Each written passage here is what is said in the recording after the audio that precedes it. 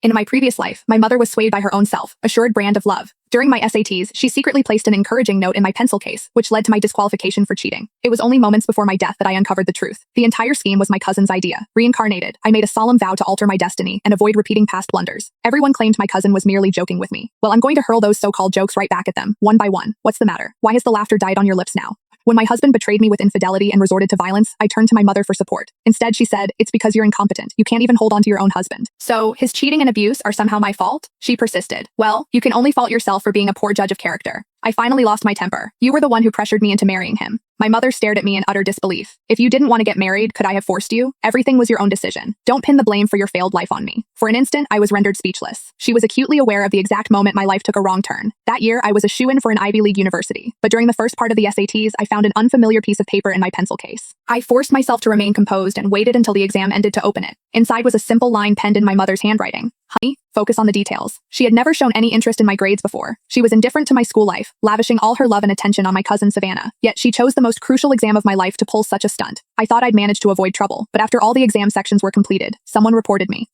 Following an investigation, I was found guilty of cheating, and all my scores were nullified. I later checked the answer keys online. My raw score was more than sufficient to secure my place at the top-tier university of my dreams, but everything was shattered because of her self-indulgent encouragement. Due to the cheating violation, I lost the opportunity to retake the exams. I was compelled to navigate the harsh realities of the world with only a high school diploma, facing obstacle after obstacle. My cheating scandal became the go-to topic for their dinner table gossip. I could never escape it. For years, it was the label that defined me in their eyes. After my father passed away, my mother constantly guilt-tripped me, exploiting my sense of filial duty until I caved in and married the man she had chosen for me. Travis. And yet, she had the audacity to claim this was all my choice. When Travis hit me, she pressured me to keep the peace, telling me not to overreact and completely overlooking the bruises on my body. Once, when I fled back to my childhood home, she actually greeted Travis with a beaming smile, cooked his favorite meal, and urged us to reconcile promptly. When I discovered his affairs and demanded a divorce, her only response was to blame me for not being able to keep my husband content. My heart was completely broken. I ceased to expect any support from her. But just before I packed my bags to leave, I overheard her on the phone with Savannah. "Do you think Avery will truly hate me?" my mom questioned. "Why would she? You got her SAT scores canceled back then, and she forgave you for that, didn't she? This is no different," Savannah responded. My mother's voice wavered slightly. "I did it?